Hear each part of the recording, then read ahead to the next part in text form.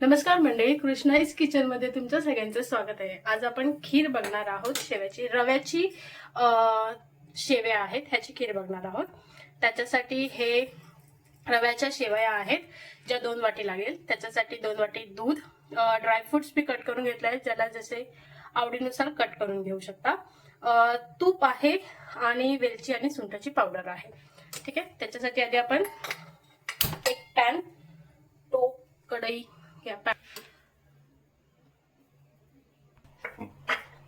टोपामध्ये आपण थोडस तूप घालणार आहोत। 1 चमचा मोठा तूप घालायचं आहे। तूप चांगलं थोडस तापलं की आपण त्याच्यात 2 वाटी शेवया घालणार आहोत।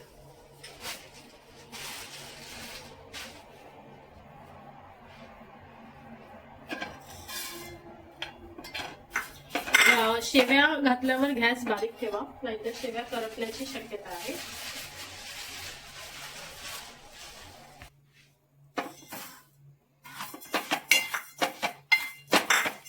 या चांगल्या आपल्याला फ्राय करून घ्यायच्या आहेत आणि ह्या शेवया ज्यावेळी फ्राय होत असतात त्यावेळेस आपण आपले कट केलेले ड्रायफ्रुट्स टाकणार आहे। इथे समप्रमाणात मी काजू घेतलेले आहेत आणि बदाम घेतले आहे। पिस्ता मी थोडा कमी घेतला आहे कारण त्याला थोडासा खारटपणा असतो। हे चांगलं आपल्याला तुपात फ्राय करून घ्यायचं आहे।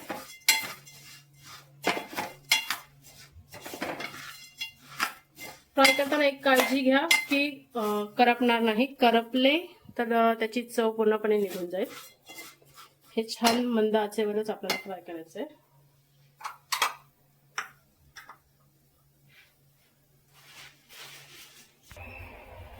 हे मंद आचेवरती मी जवळजवळ 5 ते 6 मिनिटं एवढं ब्राऊन होईपर्यंत फ्राय केलेलं आहे।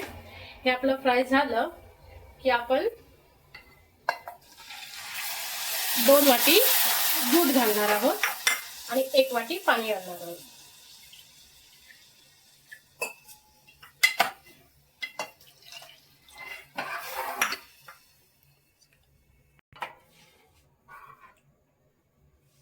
हे 2 वाटी दूध आणि 1 वाटी पाण्याचं प्रमाण आहे। ह्याला छानशी एक उकळी येऊ द्या।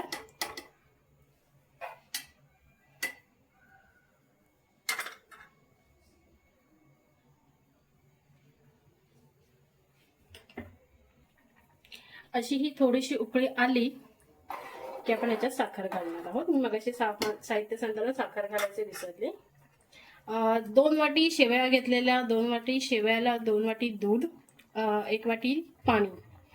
त्याच्यासाठी साखर आपल्या चवीनुसार मी पाऊण वाटी साखर घालणार आहे। हा जो पिवळापणा जो आला आहे आपल्या खिरीला तो तुपाचा आहे। साखर घातल्यावरती आपल्याला चवीनुसार वेलची घालायची आहे। आपण चवीनुसार वेलची घालणार आहोत, वेलचीची पूड, आणि ह्याला एक छानशी मंद आचेवरती उकळी येऊ द्यायची आहे। आता खिरीमध्ये दूध किंवा पाणी किती प्रमाणात घालायचं हे पूर्णपणे तुमची चॉईस आहे। ज्याला खिरीचा जाडसरपणा जसा हवा तसा घ्यावा, ज्याला जाड खीर हवी त्याने दूध कमी घ्यावं आणि ज्याला पातळ खीर हवी असेल त्याने दुधाचं प्रमाण जास्त वाढवावं।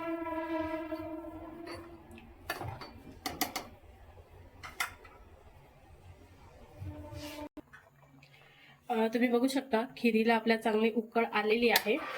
मला एवढा खिरीचा जाडसरपणा योग्य वाटतो, त्यामुळे मी आता गॅस बंद करणार आहे।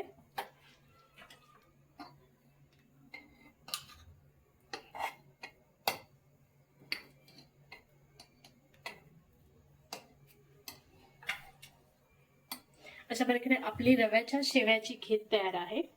तुम्ही नक्की एकदा ट्राय करून बघा, आवडलीच तर सगळ्यांनाच आवडेल, नक्कीच आवडेल। व्हिडिओ आवडल्यास नक्कीच लाईक, शेअर आणि सबस्क्राईब करा। Thank you so much.